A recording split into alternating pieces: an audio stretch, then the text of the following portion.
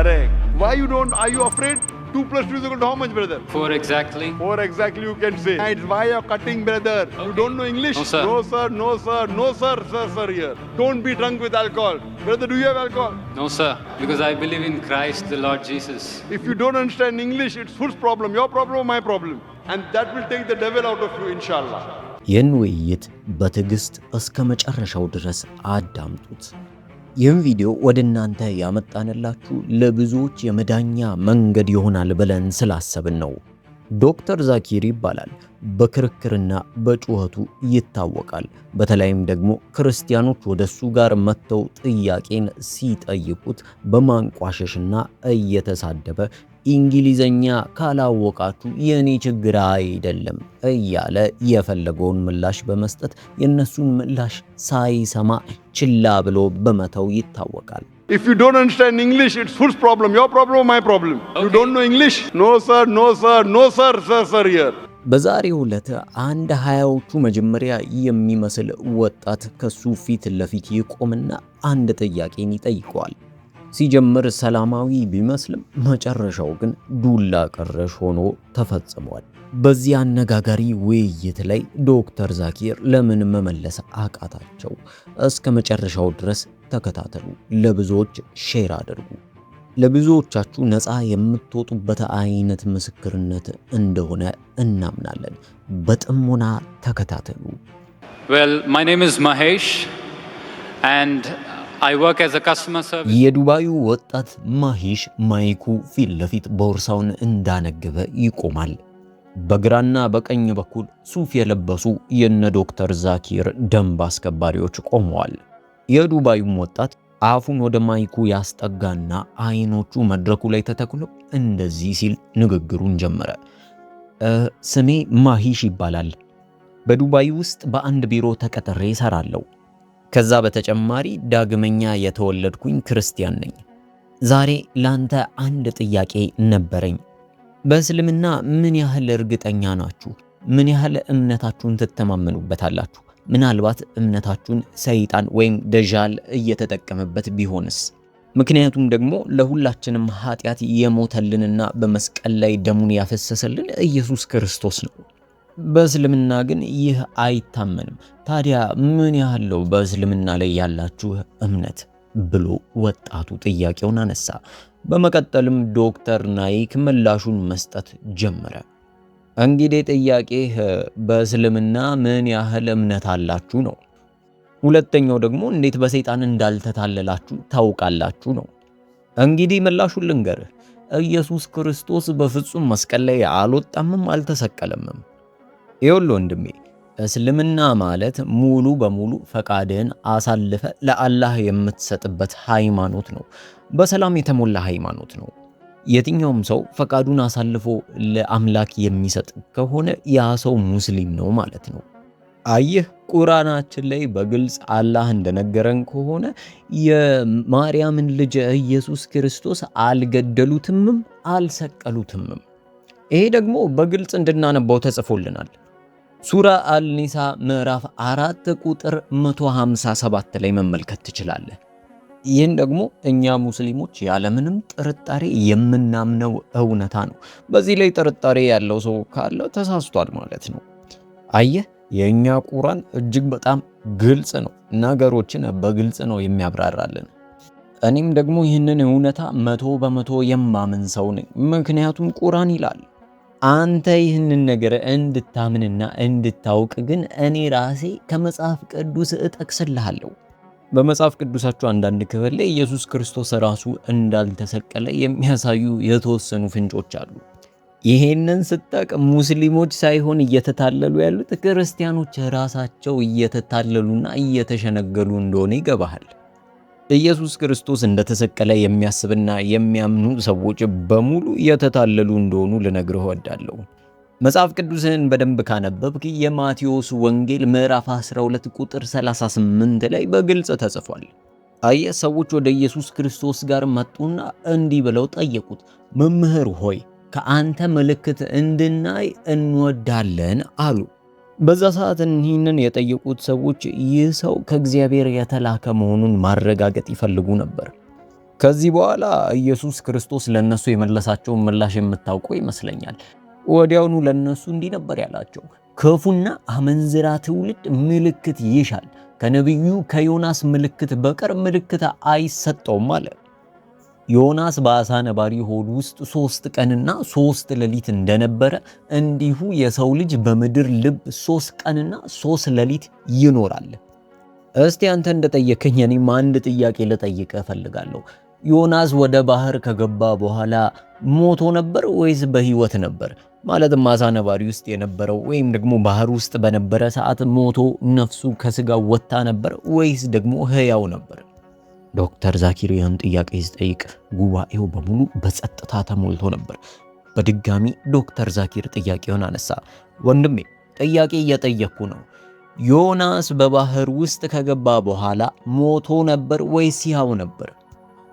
ወጣቱን መለሰና አዎ ሐሳቤ ይገባኛል፣ ግን የኔ ጥያቄ ይህ አልነበረም በሚልበት ወቅት ዶክተር ዛኪር በድጋሚ በመሃል ገባና ወንድሜ ይኸውልህ ጥያቄ እየጠየቅኩ ነው። ለጠየቅኩ ጥያቄ ምላሽ እንድትሰጠኝ እፈልጋለሁ። ከባድ ነገር አይደለም። ራስህ በምታምንበት በመጽሐፍ ቅዱስ ነው የምጠይቀህ። ዮናስ ወደ ባህር ከተወረወረ በኋላ ሕያው ነበር ወይስ ሞቶ ነበር? ወጣቱን መለሰና ይቅርታ፣ ግን ይህ እኔ ከጠየቅኩት ጥያቄ ውጪ ነው። እባክህ የምትችል ከሆነ ብሎ ገና ሳይጨርስ ዶክተር ዛኪር በድጋሚ በመሃል ገባና ይኸውልህ ጥያቄ እየጠየቅኩ ነው። መልስ መስጠት ትችላለህ ወይስ አትችልም? አሁን ያንተን ጥያቄ አልመልስም አላልኩም። ያንተን ጥያቄ ለመመለስ ፈልጌ ነው። እስኪ ይሄ ጥቅስ መጀመሪያ የሚለውን ነገር ንገረኝ። ገብቶሃል? ዮናስ በአሳ ነባሪ ሆዱ 3 ቀንና 3 ሌሊት እንደነበረ እንዲሁም የሰው ልጅ በምድር ልብ 3 ቀንና 3 ሌሊት ይኖራል። አሁን እኮ አንተ የጠየቅከውን እየመለስኩልህ ነው። አንተ ግን እኔ የምጠይቅህን ጥያቄ ለመመለስ ፈቃደኛ አይደለህም። ለሶስተኛ ጊዜ ጠይቃለሁ። ዮናስ ሞቶ ነበር ወይስ ሕያው ነበር? ወጣቱም ቀጠልና እርግጠኛ አይደለሁም፣ ነገር ግን እኔ እንደማውቀው ሆነ ብሎ ሳይጨርስ ዶክተር ዛኪር በመሃል ገባና እንግዲህ መጽሐፍ ቅዱስን አላነበብክም ማለት ነው፣ ወይም ደግሞ ስለ ዮናስ ታሪክ ምንም የምታውቀው ነገር የለም ማለት ነው። ይሄ እኮ እጅግ በጣም ቀላል የሆነ ነገር ነው። እንዴት ነው ላታውቅ የምትችለው? ምናልባት የሰንበት ትምህርት ላይ ተምረኸው እኮ ሊሆን ይችላል። ትናንሽ ልጆች እንኳን ይህንን ታሪክ በደንብ አድርገው ያውቁታል። እንዴት የዮናስን ታሪክ ማወቅ ይከብዳል? ሲጀመር ለምን እዚህ መተህ ልትጠይቅ ፈለግ? ገና የራስህን መጽሐፍ ቅዱስ ሳታውቅ ክርስቲያን ነኝ ብለህ እንዴት ስለ እስልምና ትጠይቀኛለህ? ይሄ እኮ 2 ሲደመር 2 ስንት ነው እንደማለት ያክል እጅግ በጣም ቀላልና ተራ የሆነ ጥያቄ ነው። አንተ ግን መልሱን እንኳን አታውቀውም፣ ወይም ደግሞ ሲመስለኝ እውነቱን ለማወቅ ትፈራለህ ማለት ነው። ወጣቱም ትዕግስት በተሞላው መልኩ እየተረጋጋ አይደለም፣ እኔ እኮ የኔን ጥያቄ እንድትመልስ ስለፈለግኩ ነው አለው። በዚህ ሰዓት ዶክተር ዛኪር ደገምና ታዲያ ዮናስ በህይወት ነበር ወይስ አልነበረም? ወይ ሞቷል በል ወይ አልሞተም በል። ይሄ እኮ ትልቅ ጥያቄ አይደለም፣ ቀላል ነው። ከሁለት አንዱ ምረጥ። ወጣቱም ችግር የለውም እሺ፣ ምናልባት ከመጽሐፍ ቅዱስ ላይ ራስህ መልሱን ብትነግረኝ ደስ ይለኛል አለው። ዛኪርም ቀጠለ፣ ለምንድን ነው መመለስ የማትፈልገው? ወጣቱም ቀጠለ፣ እኔ መልሱን ሳላውቀው ሳይሆን አንተ ራስህ መልሱን ከመጽሐፍ ቅዱስ ላይ ጠቅሰህ እንድትመልስልኝ ስለፈለግኩ ነው አለው። ዛኪርም ቀጠለ፣ አሃ ፈርተህ ነው? 2 ሲደመር 2 ምላሹን ባላቀውስ ብለህ ፈርተህ ነው? እስኪ ቆይ መልስልኝ፣ 2 ሲደመር 2 ስንት ነው ብሎ እንደ ማፌዝ እያደረገ ጠየቀው። ወጣቱም ቀጠለ፣ ያው 2 ሲደመር 2 4 ነው አለው። ዛኪርም ቀጠለ፣ አሃ ስለዚህ መመለስ ትችላለህ ማለት ነው። 2 ሲደመር 2 ይሆናል 4 የምትል ከሆነ ዮናስ ሞቷል አልሞተም ለሚለው ደግሞ ቀጥተኛ ምላሽ እንድትሰጠኝ እፈልጋለሁ። ለምንድን ነው ይህንን ታሪክ እያወክ መልሱን እያወክ ደግሞ ልትነግረኝ አልፈለግከው? እውነታውን ትፈራለህ እንዴ? ይመስለኛል ዲያብሎስ ራሱ አንተን እየሸወደህ ይመስለኛል። ወጣቱም ፈገግ እያለ አይ እኔን እንኳን ዲያብሎስ ሊሸነግለኝ አይችልም አለ። ዶክተር ዛኪርም ቀጠለ፣ ኧረ እባክህ ማን ስለሆንክ ነው አንተን ዲያብሎስ የማይሸነግልህ? ወጣቱም ፈገግ እያለ እኔ በጌታ በኢየሱስ ክርስቶስ የማምንና ዳግመኛ የተወለድኩ ሰው ነኝ አለ። አንተ እኮ ኢየሱስ ክርስቶስ የሰራቸውን ተአምራቶች እንኳን አታውቅም። የገዛ መጽሐፍ ቅዱስ እንኳን ምን እንደሚልና ምን እንደተጻፈበት አታውቅም። እንዴት ብደፍር ነው በኢየሱስ ክርስቶስ አምናለሁ የምትለው? በዚህ ሰዓት ዶክተር ዛኪር ይህንን ወጣት አንድ የሚያውቀው እውነት ነገር ግን ወጥመድ የሚመስል ነገር ውስጥ ለመክተት ፈልጎ ነበር ይህን ጥያቄ ደጋግሞ የሚጠይቀው። ወጣቱም ይህንን በመረዳት ስላልመለሰ ዶክተር ዛኪር ተቆጥቶ ነበር። ነገር ግን በድጋሚ ጥያቄውን ቀይሮ ነገረው። ዶክተር ዛኪር እንዲህ አለ፣ እሺ ስለዚህ በሌላ በኩል ልጠይቅ፣ ኢየሱስ ክርስቶስ ተሰቅሎ ከሞተ በኋላ መቃብር ውስጥ ሲገባ ሞቶ ነበር ወይስ ሕያው ነበር ብሎ ጠየቀው። ወጣቱም ወደ ማይኩ ጠጋልና ከተሰቀለ በኋላ ለ3 ቀናቱ ያህል ሞቶ ነበር አለው። ዶክተር ዛኪርም ፈገግ እያለ ስለዚህ ኢየሱስ ክርስቶስ ውሸት ተናግሯል ማለት ነው አለው። አይ ኢየሱስ ክርስቶስ ራሱ ዮናስ በአሳ ነባሪ ሆድ ውስጥ 3 ቀንና 3 ሌሊት እንደነበር እንዲሁም የሰው ልጅ በምድር ልብ 3 ቀንና 3 ሌሊት ይኖራል ካለ ታዲያ ዮናስ በአሳ ልብ ውስጥ ሆኖ ሕያው ከነበረ ኢየሱስ ክርስቶስ ደግሞ በመቃብር ውስጥ ሆኖ ከሞተ ኢየሱስ ክርስቶስ እየዋሸ ነበር ማለት ነው። ታዲያ አንተን እስኪ ልጠይቅ፣ ኢየሱስ ክርስቶስ እዚህ ጋር ዋሽቷል? ወጣቱም መለሰ፣ በፍጹም ኢየሱስ ክርስቶስ ምንም አልዋሸም አለ። ዛኪር ቀጠለ፣ ታዲያ ለምንድን ነው እወደዋለሁ እከተለዋለሁ ከምትለው ሰው ተቃራኒ የምታወራው? እኔ አንተም ብሆን መቼም ቢሆን እግዚአብሔር የላከው ሰው ይዋሻል ብዬ አላስብም። ወጣቱ ምላሽ መስጠት ጀመረ። መጽሐፍ ቅዱስ ላይ እንደሚነግረን ዮናስ ለ3 ቀናት ያክል በአሳ ነባሪ ሆድ ውስጥ ነበር። በዚህ ሰዓት ዛኪር አቋረጠውና 3 ቀንና 3 ሌሊት ነው የሚለው ለምን ትቆራርጣለህ አለው። ወጣቱም ረጋ ብሎ እሺ ልክ ነህ፣ 3 ቀንና 3 ምሽቶችን በአሳ ነባሪ ሆድ ውስጥ አሳልፏል። ዛኪርም ገና ወጣቱ የሚናገረውን ነገር ሳይጨርስ በመሃል ገባና ስለዚህ የሰው ልጅ የሆነው ኢየሱስ ክርስቶስም በምድር ልብ ውስጥ ለ3 ቀንና ለ3 ምሽት ይቆያል። ታዲያ ዮናስ በሕይወት እያለ ከሆነና ሕያው ከነበረ ታዲያ ኢየሱስ ክርስቶስ ለምን እንደዛው አልሆነም? ወጣቱም ቀጠለ፣ የዚህ ጥቅስ ዋነኛው ነገር ኢየሱስ ክርስቶስ በምድር ልብ ውስጥ መሆኑ ነው። ያ ትንቢት ደግሞ ተፈጽሟል። ዛኪርም ቀጠለ፣ አይ ትንቢቱማ የሚለው ልክ ዮናስ በአሳ ነባሪ ሆድ ውስጥ እንደነበረ የሰው ልጅም ልክ እንደዛው እንደሚሆን ነው። እንዴ ዮናስ በሕይወት ነበር ወይስ ሞቶ ነበር? ዮናስ በሕይወት ከነበረ ኢየሱስ ክርስቶስም በሕይወት መኖር ነበረበታ። ይሄ እኮ በጣም ትንሽ የሆነና ትንሽ መረዳት የሚጠይቅ ነገር ነው። ለምንድን ነው የዲያብሎስን ኮቴ የምትከተለው? በቀላሉ ዮናስ በሕይወት ከነበረ ኢየሱስ ክርስቶስ ራሱ በሕይወት ሊኖር ይገባ ነበር ማለት ነው። አለበዚያ ግን ኢየሱስ ክርስቶስ ሞቶ ነበር የምትል ከሆነ ደግሞ ኢየሱስ ክርስቶስ ዋሽቶ ነበር እያልክ ነው።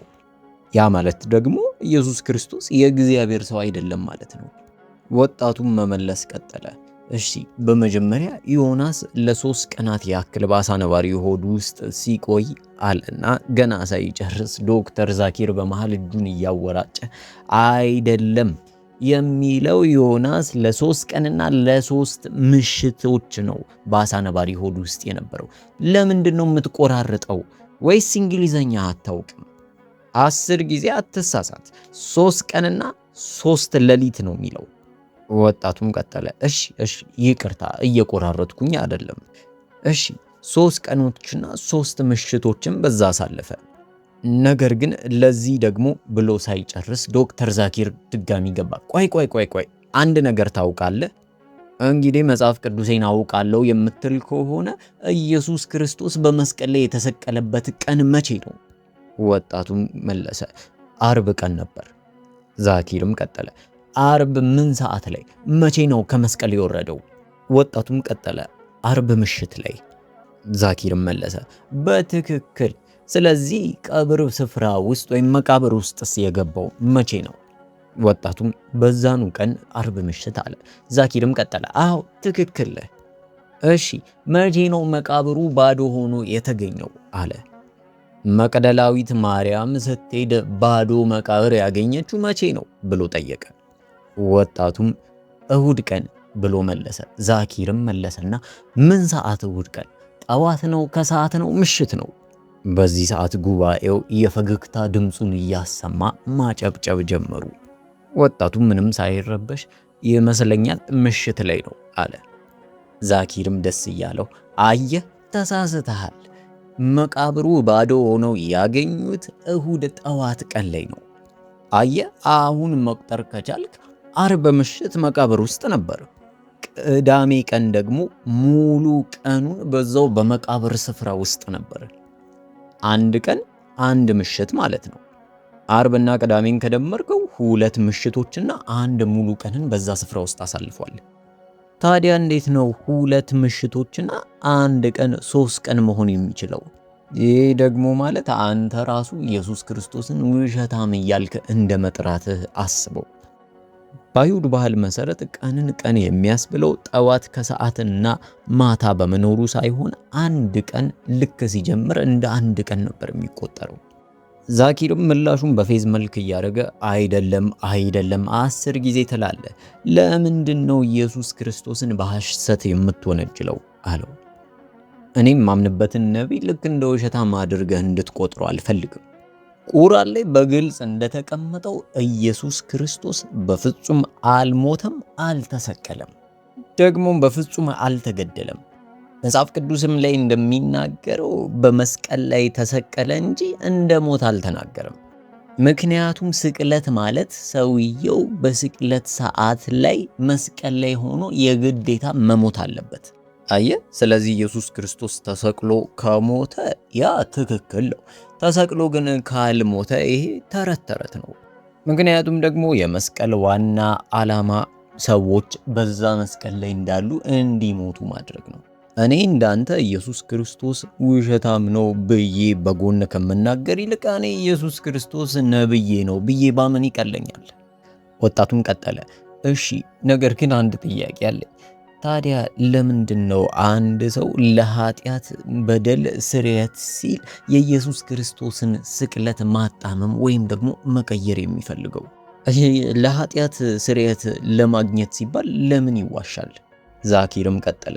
እስኪ አንተ መጽሐፍ ቅዱሴን አውቀዋለሁ የምትል ከሆነ ኢየሱስ ክርስቶስ ራሱ እኔ አምላክ ነኝ አምልኩኝ የሚልበትን ጥቅስ ፈልገህ ንገረኝ። ሲቀጥል ደግሞ ኢየሱስ ክርስቶስ ራሱ መቼ ነው የሰዎችን ኃጢአት ይቅር እንደሚል የተናገረው? ይመስለኛል በተናገርኩ ነገር ታምናለህ ብዬ አስባለሁ። አምነሃል ብሎ ጠየቀው። ወጣቱም አላመንኩም አለ። ቀጠለና ዛኪር እስቲ አሁን ማን ነው የኢየሱስ ተከታይ የሚመስለው? እኔ ነኝ አንተ ነህ? ይኸውልህ የራስን መጽሐፍ ቅዱስ ኤፌሶን ምዕራፍ 5 ቁጥር 18 ላይ በወይን ጠጅ አትስከሩ ይህ መባከን ነውና ይላል። እስኪ ልጠይቅህ ወንድሜ አንተ ሰክረሃል እንዴ? ወጣቱን መለሰና በተረጋጋ መንፈስ እኔ ምንም አልጠጣውም አለ።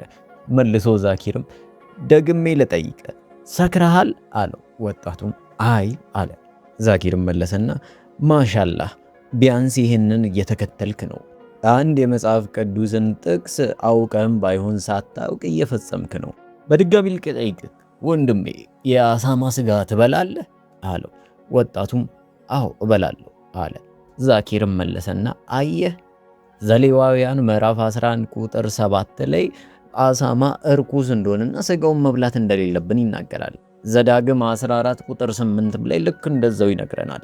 ኢሳይያስ ምዕራፍ 68 ቁጥር 2 ላይ አንድ አይነት ነገር ተመሳሳይ ነገር ያሳስበናል። አንተ ግን በኩራት አዎ እበላለሁ ትላለህ። ታዲያ ማን ነው ኢየሱስን የሚከተለው? እኔ ነኝ ወይስ አንተ ብሎ በፌዝ መልክ ጠየቀው። በዚህ ሰዓት ጉባኤው ሞቅ አድርጎ ለዶክተር ዛኪር አጨበጨበ። እስኪ ንገረኝ እኔ ነኝ አንተ ነህ ኢየሱስን እየተከተለ ያለው አለ። ከዛ ወጣቱ እንዲህ ብሎ መለሰ። ይቅርታ ግን የኔ ጥያቄ ይህ አልነበረም። የኔ ጥያቄ ብሎ ገና ከመናገሩ በፊት ቆይ እሱን ማንም አልጠይቃም። አንተ ነህ ወይስ እኔ ነኝ ኢየሱስን እየተከተለ ያለው? መልስልኝ። በአንተ ቤት ኢየሱስን ከኔ በላይ የምታውቀው ትመስላለህ፣ የምትከተለውም ትመስላለህ። ወጣቱም ይህንን አልክ እንጂ በአዲስ ኪዳን ላይ የተጻፉትን ጥቅሶች ግን ለመጥቀስ አልፈለክም። የኛ መጽሐፍ ቅዱስ በማቴዎስ ወንጌል ምዕራፍ 15 ቁጥር 11 ላይ ሲናገር ሰውን የሚያረክሰው ወደ አፍ የሚገባ አይደለም፣ ከአፍ የሚወጣ ግን ሰውን የሚያረክሰው ይህ ነው አላቸው ይላል። ይህን ያለው ደግሞ ኢየሱስ ክርስቶስ ነው። ስለዚህ የሰው ልጆች ይበልጥ መጨነቅ ያለባቸውና ይበልጥ ማስተካከል ያለባቸው ወደ አፋቸው የሚያስገቡትን ብቻ ሳይሆን ከአፋቸውን የሚያወጡትን ነው ብዬ አስባለሁ። ዛኪርም እንዲህ ሲል ንግግሩን ቀጠለ። ታዲያ ይህ ምን ይገርማል? መጽሐፍ ቅዱስ እኮ የሚለው ብሉይ ኪዳንን መከተል እንዳለብህና የብሉይ ኪዳንን ሕጎች መፈጸም እንዳለብህ በአዲስ ኪዳንም ላይ ጭምር ይናገራል። መጽሐፍ ቅዱስ በፍጹም አዲስ ኪዳን ላይ ስለሆንክ ብቻ የብሉይ ኪዳንን ሕግ እንድትሽር ፈቃድ አይሰጥም። ኢየሱስ ክርስቶስ እኮ ወደ ምድር የመጣው የብሉይ ኪዳን ሕጎችን ሊሽር ሳይሆን ሊፈጽማቸው ነው። ይህን ደግሞ ራሱ ተናግሯል። ስለዚህ ከብሉይ ኪዳን አንዲትም ብትሆን ትንሽም ቢሆን ሕግ የምትጣረስ ከሆነ መንግሥተ ሰማያትን አትወርስም፣ አታይም ብሎ ዶክተር ዛኪር በድፍረት ተናገረ። ነገር ግን ይህ ፍጹም ከመጽሐፍ ቅዱስ የሚቃረን ሐሳብ ነው። ዶክተር ዛኪር ሲናገር በብሉይ ኪዳን ላይ ያለ ሕግን የሚሽር ሰው ወደ መንግሥተ ሰማያት እንደማይገባ አድርጎ ይህንንም ወጣት ይህንን ሕግ የምትሽር ከሆነ መንግሥተ ሰማያትን አትወርስም ብሎ ሲነግረው እንመለከታለን። ነገር ግን መጽሐፍ ቅዱሳችን ምን ይላል? በማቴዎስ ወንጌል ምዕራፍ 5 ቁጥር 18 ላይ ኢየሱስ ክርስቶስ ራሱ ሲናገር እንዲህ ይላል፣ እውነት እላችኋለሁ ሰማይና ምድር እስኪያልፍ ድረስ ከሕግ አንዲት የወጣ ወይም አንዲት ነጥብ ከቶ አታልፍም፣ ሁሉ እስኪፈጸም ድረስ። ከእንግዲህ ከነዚህ ከሁሉ ካነሱት ትእዛዛት አንዲቱን የሚሽር ለሰውም እንዲሁም የሚያስተምር ማንም ሰው በመንግሥተ ሰማያት ከሁሉ ታናሽ ይባላል። የሚያደርግ ግን የሚያስተምርን ማንም ቢሆን እርሱ በመንግሥተ ሰማያት ታላቅ ይባላል ይላል። ስለዚህ ኢየሱስ ክርስቶስ እየነገረን ያለ ነው ይህ ሰው በመንግሥተ ሰማያት ውስጥ ቢገባም ታናሽ ይሆናል እንጂ መንግሥተ ሰማያትን አይወርስም አይልም። ዛኪር በድጋሚ ከራሱ ጋር እርስ በርስ የሚጣረስ ሐሳብ አነሳ። ዶክተር ዛኪር ግን በድጋሚ በዚህ ወጣት ላይ እየጮኸ ታዲያ ማንም እኮ መብት አልሰጠም፣ ማንም ሰው ይህንን የአሳማ ስጋ እንድትበላ መብት የሰጠህ የለም፣ ከበላህ ደግሞ ሲኦል ገሃነም ትገባለህ ማለት ነው ሲለው፣ ወጣቱም ለመመለስ ወደ ማይኩ ጠጋ ብሎ ማውራት ሲጀምር ወንድሜ እንግሊዘኛ የምትሰማ አልመሰለኝም፣ በቃ ይሄ እኮ ግልጽና ግልጽ የሆነ ቃል ነው። እንግዲህ ካልገባህ የኔ ችግር አይደለም የራስ ችግር ነው። መጽሐፍ ቅዱስ የሚለውን እኔ ስለተከተልኩኝ እንግዲህ እኔ ካንተ የተሻለ ኢየሱስን አውቀዋለሁም እከተለዋለሁ። ወጣቱም ቀጠለና ይቅርታ ግን አዲስ ኪዳንን ትከተላለህ ብሎ ጠየቀው። ዛኪርም ቀጠለን ታዲያ አዲስ ኪዳን የቱ ጋ ነው የአሳማ ስጋ መብላት አለባችሁ የሚለው? እስኪ አንድ ጥቅስ አሳየኝ አለው። ወጣቱም አዎ በቀጥታ ስለ አሳማ ስጋ ሳይሆን ብሎ ሳይጨርስ ዛኪር ቀጠለና እኔ ስለ አሳማ ስጋ ብቻ አይደለም ቀጥታ የሚናገርበትን ነው የምፈልገው እንጂ የአሳማ ስጋ ብሎ የሚናገረውን እንጂ ሌላ ነገር አልፈልግም። ይኸውልህ በቃ አንተ እንዲሁም ምንም አታውቅም። ወደ ቤተ ሂድ፣ ሄደህ መጽሐፍ ቅዱስን በደንብ አንብብ፣ አልኮል መጠጣት አቁም፣ የአሳማ ስጋ እንዳትበላ፣ ሌላ አምላክ አይኑር፣ ኢየሱስ ክርስቶስ የአላህ ተላላኪና ነብይ እንደሆነ ብቻ እመን፣ ኢየሱስን አምላክ ብለህ መጥራት አቁም።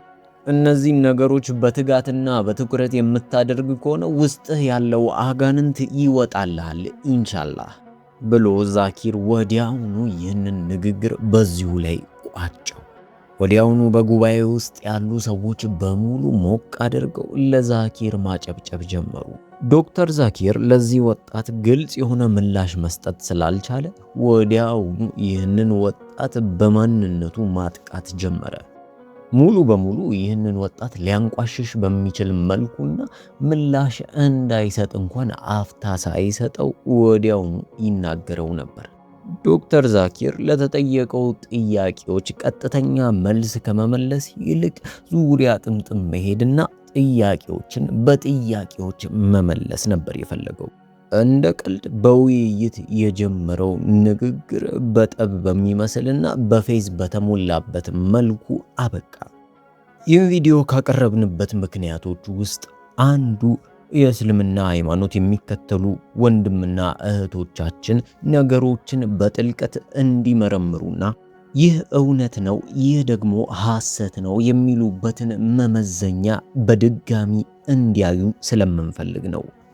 አንዳንድ ጊዜ በጭፍን ሰዎችን ከመከተል ይልቅ እግዚአብሔር አምላክ ምን ይላል የሚለውን መከታተል የተሻለ ውጤትን ያሳየናል። ሕይወት መንፈሳዊ ነው። የምናደርጋቸውን ነገሮች በሙሉ በመንፈስ ልናደርግ ይገባል። በስሜት፣ በቁጣ፣ በክርክር ጊዜያችንን አናባክን። መጽሐፍ ቅዱስ እንደሚናገረው እውነት፣ ሕይወትና መንገድ ኢየሱስ ክርስቶስ ብቻ ነው። መዳን በሌላ በማንም የለም። በዚህ ቪዲዮ ኮሜንት ስር ለማያምኑ እህቶችና ወንድሞች ስለ ኢየሱስ ክርስቶስ አዳኝነትና ስለ ኢየሱስ ክርስቶስ ፍቅር መሆን ፍጹም ትህትና በተሞላውና ፍጹም ፍቅር በተሞላው መንገድ ስለ ኢየሱስ ክርስቶስ ሕያው ምስክር እንሁን። እነዚህን እህትና ወንድሞች ወደዚህ እንዲመጡ እንጋብዛቸው። ኢየሱስ ክርስቶስ በሕይወታችሁ ካደረገው ብዙ ነገር ጥቂቷን ብቻ ኮሜንት ላይ አስቀምጡልን። ስላዳመጣችሁ እናመሰግናለን። ተባረኩ።